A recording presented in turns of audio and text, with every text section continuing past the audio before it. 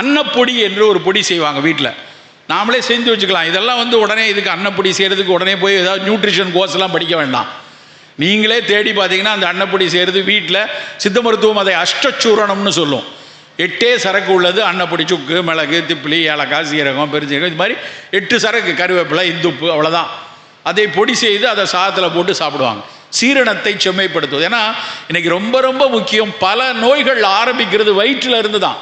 உன் வயிறு சரியாக இருந்ததுன்னா, உன்னுடைய சீரணம் சரியாக இருந்ததுன்னா, உன்னுடைய மலம் வெளித்தள்ளப்பட்டு வாயு தங்காமல் இருந்தால் பல வியாதியை நாம் வெற்றி கொள்ளலாம்.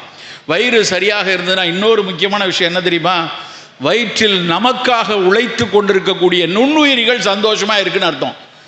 நல்லா புரிந்து கொள்ள வேண்டியது என்னன்னா, நமக்காக நமக்கு முகம் தெரியாத பல மக்கள் உழைத்து கொண்டே இருக்கிறார்கள் நண்பர்களே. நாம் அவர்களை எல்லாம் மறக்கிறது தான் அறமற்ற செயலினுடைய அஸ்திவாரம்.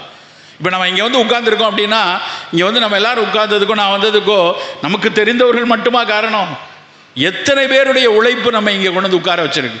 அதே மாதிரி தான் இன்னைக்கு மத்தியானம் நீங்கள் சாப்பிட்ட ஒரு கத்திரிக்காயின் சுவைக்கு, கத்திரிக்காய்க்கு நேரடியாக தெரிஞ்ச அந்த விவசாயியோ இல்லை என்றால் அதை வணிகம் செய்த ஒரு வணிகரோ மட்டும் காரணம் இல்லை. இந்த மண்ணுக்கு கீழே இருக்கக்கூடிய முகம் தெரியாத பல பாக்டீரியாக்களும் மண்புழுக்களும் சேர்ந்து தான் கத்திரிக்காயின் சுவையை நமக்கு கொண்டு கொடுத்துருக்கு. அப்போ அந்த மண்புழுவையும் அந்த நுண்ணுயிரியை நம்ம எவ்வளோ பாதுகாப்பாக வச்சுக்கணும். அதனால்தான் நம்மாழ்வார் போன்றவர்கள் திரும்ப திரும்ப அந்த மண்ணுக்கு கீழே நமக்காக தினம் தினம் வேலை செய்து கொண்டிருக்கக்கூடிய உயிரிகளை பாதுகாப்பாக வைத்துக் கொள்ளுங்கள் சொல்கிறாங்க. அதே மாதிரி மண்ணுக்கு கீழே பெயர் தெரியாத நுண்ணுயிரிகள் நமக்காக உழைத்து கொண்டிருக்க மாதிரி வயிற்றுக்குள்ளே நமக்காக கோடானு கோடி பாக்டீரியாக்களும் வைரஸ்களும் நமக்காக உழைத்து கொண்டே இருக்கின்றன. அந்த உழைத்து கொண்டே இருக்கக்கூடிய பாக்டீரியாவும் வைரஸும் நல்லா இருக்கணும்னு நினச்சி நம்ம சாப்பாடு இருக்கணும். இன்றைக்கு GBA என்கிற ஆங்கில சொல்லை மருத்துவ உலகம் அதிகம் உச்சரித்து கொண்டிருக்கிறது. Gut brain axis. குடல்ல பாக்டீரியாவும் வைரஸும் நல்லா இருந்தாதான் உன் மூளை மிகச்சரியாக வேலை செய்யும். உனக்கு எதிர்பார்த்தல் எவ்வளோ வேணும், உன்னுடைய மெட்டபாலிசம் எப்படி நடக்கணும், உன் சிந்தனை எப்படி இருக்கணும், உன்னுடைய உரை எப்படி இருக்கணும், உன்னுடைய உரையாடல் எப்படி இருக்கணும், அத்தனையும் சொல்வதற்கு உன்னுடைய குடல் நலமாக இருக்கணும் நண்பர்களே. அந்த குடல் நலமாக இருப்பதற்கு நம் மெனக்கெடல் நல்லா இருக்கணும். நம் மெனக்கெடல் நல்லா இருந்தால் தான் குடல் நலமாக இருக்கும். அதற்கு ரொம்ப சிறப்பான, ஆக சிறப்பான எளிய ஒரு உணவு மோர். அந்த மோர் அருந்தக்கூடிய பழக்கம், அந்த மோர் அந்த மோரில் இருக்கக்கூடிய லாக்டோபாசிலஸில் இன்றைக்கு மில்லியன்ஸ் ஆஃப் டாலரை கொட்டி கொண்டிருக்கிறார்கள் நவீன அறிவியலாளர்கள். எப்படி அந்த லாக்டோபாசிலஸ் வேலை செய்து சொல்லி வைத்துக் கொள்ளுங்கள். அந்த லாக்டோபாசிலஸ் பேஸ்டாக வரக்கூடிய மருந்துகளை தேடி பார்த்தீங்கன்னா ஆச்சரியத்தின் உச்சம் வருகிறது. அவன் அதில் எப்படி ஜெனட்டிக்கல் மாடிஃபை பண்ணலாம், அதை எப்படி அந்த லாக்டோபாசிலஸை கேப்சூலை வச்சு எவ்வளோ தூரம் சந்தைப்படுத்தலாம், ப்ரோபயாட்டிக்ஸ்னு ஒரு பெரிய சந்தைக்கு உண்டாகிட்டே இருக்குது. ஆனால் நம்ம ரொம்ப சாதாரணமாக காலையில் நீர் ஆகாரம் சாப்பிட்டோம். முந்தின நாள் சாதத்தில் தண்ணியை ஊற்றி வச்சு கையை பசைஞ்சு கொஞ்சம் மோரை விட்டு காலையில் குடித்து கொள்வது நம்முடைய மரபு பழக்கமாக இருந்தது. அந்த பழக்கத்தை இன்றைக்கு அறிவியல் கண்களால் உற்று பார்க்கும்போது அதில் அவ்வளவு லாக்டோபாசிலஸ் குடலுக்கு நல்லது செய்யக்கூடியதாக இருக்குது. நண்பர்களே, வயிறை சரியாக வைத்துக் கொள்வதற்கான மெனக்கடல்களை தினம் தினம் வீட்டில் ஆரம்பிங்க. ஒரு ஐங்காய பொடி, ஒரு அன்னப்பொடி, ஒரு வேப்பிலை கட்டி, ஒரு சுக்குமல்லி காஃபி, ஒரு சீரக தண்ணீர், ஒரு திரிகடுகம் காஃபி, இது மாதிரியான விஷயத்தை வீட்டில் நம்ம செய்யணும். இதெல்லாம் எங்கே சார் கிடைக்கும்? அமேசானில் ஆர்டர் போட்டால் வருமா? வந்தாலும் வரும், தெரியல. எல்லாம் அமேசான் எல்லாத்தையும் விற்கிறான். இதெல்லாம் செய்யணும் ரொம்ப கஷ்டமே. எப்படி ஒன்னொன்னையும் தேடி அலையிறது? ஆகஸ்ட் 14 கூலி படத்துக்கு எப்படி அலைஞ்சு திரிஞ்சு டிக்கெட் வாங்க போகிறோம்? போய் அதுக்கு அடித்து பிடிச்சி காசை கொடுத்து போய் திரைப்படத்துக்கு போய் நிற்கிறோம் இல்லையா? அதற்கு செய்யக்கூடிய அக்கறை நம்முடைய பக்கத்தில் இருக்கக்கூடிய விவசாயிகிட்ட கொஞ்சம் கரிசலாங்கண்ணியும் கொஞ்சம் சீரகப்பொடியும் கொஞ்சம் சுக்குமல்லி காப்பியும் நம்மால் ஏன் வாங்க முடியல? பல பேர் என்ன பேசுவாங்க, சார் நீங்கள்லாம் நிறைய பேசிட்டே போகிறீங்க, இந்த ஆர்கானிக் உணவுகள், கருப்பு கவுனி, மாப்பிளச்சம்பெல்லாம் விலை ஏறிடுச்சு. என்னையா ஏறிடுச்சு? தங்கம் ஏறுற மாதிரி ஏறிச்சா? 10 ரூபா 50 ரூபா விலை கூடி இருக்கிறது. 50 ரூபா விலையை அந்த ஏழை விவசாயிக்கு கொடுப்பதற்கு நமக்கு எதுக்கு தயக்கம்? நம்ம கொடுக்கலாமே. 100 ரூபா கூட கொடுத்து வாங்கி நம்ம ஒரு மாதத்திற்கு எத்தனை கிலோ அரிசி வாங்கிட போகிறோம்? 200 கிலோ அரிசி வாங்க போகிறோம். 5 கிலோ 3 கிலோ அரிசி வாங்கும்போது 50 ரூபாய் கூட கொடுத்து அந்த அரிசியை, மிகச்சிறப்பான அரிசியை நம்ம பயன்படுத்துறதுல என்ன தவறு? கொஞ்சம் அக்கறை வேணும். நமக்கு சில மெனக்கடல்கள் வேணும். ஏன்னா நமக்கு முன்னாடி நிற்கக்கூடிய நோய் கூட்டங்களை பார்க்கும்போது, நோய் கூட்டத்துக்கு உள்ளே போயிட்டோம்னு வச்சுக்கோங்க, அதுக்கப்புறம் அதற்கான செலவினங்கள் ஏன்னா எல்லாத்தையும் அரசாங்கம் பார்த்துக்குதா? இங்கிலாந்தில் ஒரு நோய் வந்ததுன்னா ஒரு கடைநிலை ஊழியன்லேருந்து பிரதம மந்திரி வரைக்கும் ஒரே தரமான மருந்தை அங்கே கொடுக்குறாங்க. NHS வந்து எல்லாருக்கும் ஃப்ரீ மெடிசின். நம்ம ஊரில் அப்படி இல்லை. எல்லாம் out of the pocket expense தான். கையிலிருந்து ஒரு மருந்துகளை வாங்கும்போது எனக்கு ஒரு விஷயத்தை அன்றைக்கி ரொம்ப மனசுக்கு ரொம்ப தைத்த விஷயம். ஒரு போலீஸ்காரர், அவர் வந்து ஒரு ஹெட் கான்ஸ்டபிளாவோ ஏதோ இருந்து ரிட்டையர்டாக இருக்கார்.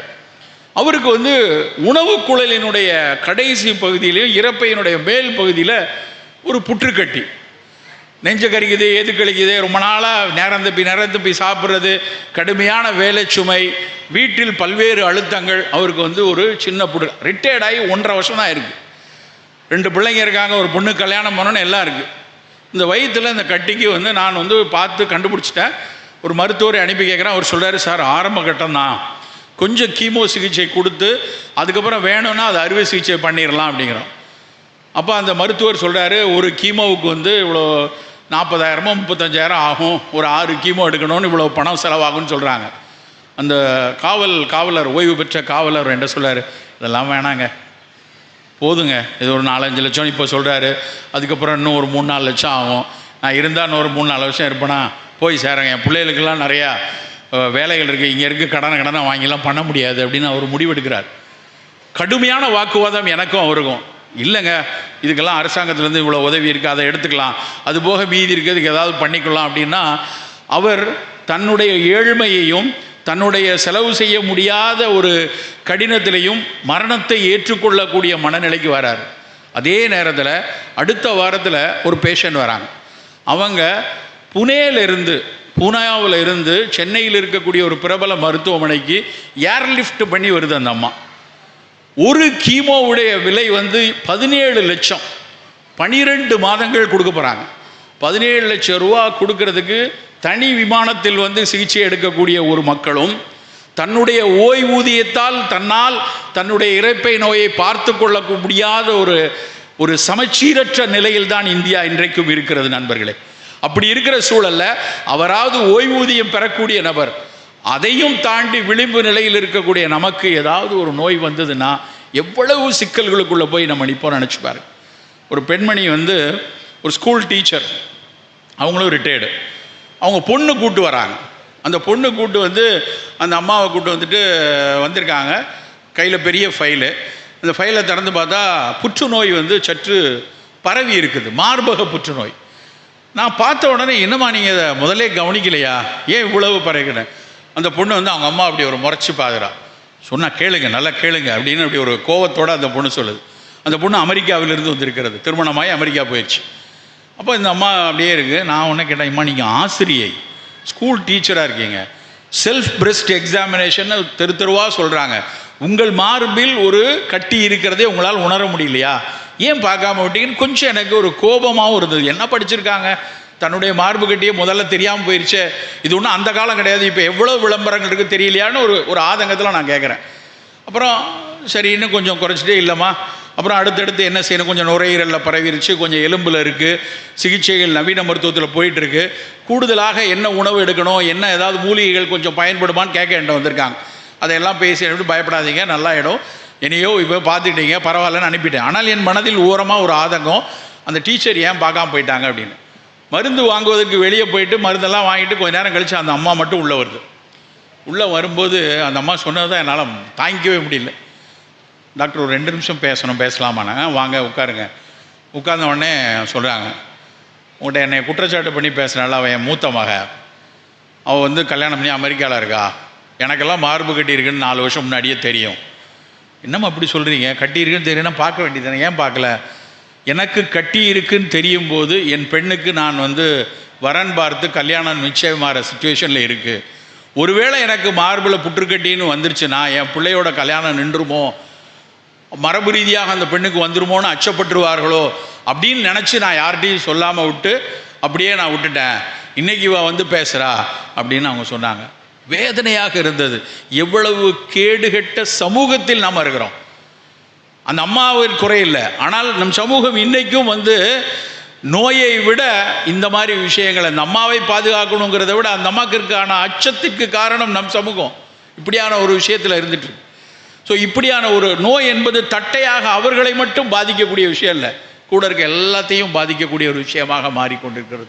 இந்த சூழலில் நம் அக்கறைகள் வலுவாக இருக்கணும், மிகப்பெரிய அக்கறைகளோடு இருக்கணும். ஒவ்வொரு வேளை உணவும், அது காலை உணவோ மதிய உணவோ இரவு உணவோ ரொம்ப ரொம்ப அக்கறையாக இருந்து எடுக்கக்கூடிய விஷயமாக எடுத்துக்கொள்ளணும்.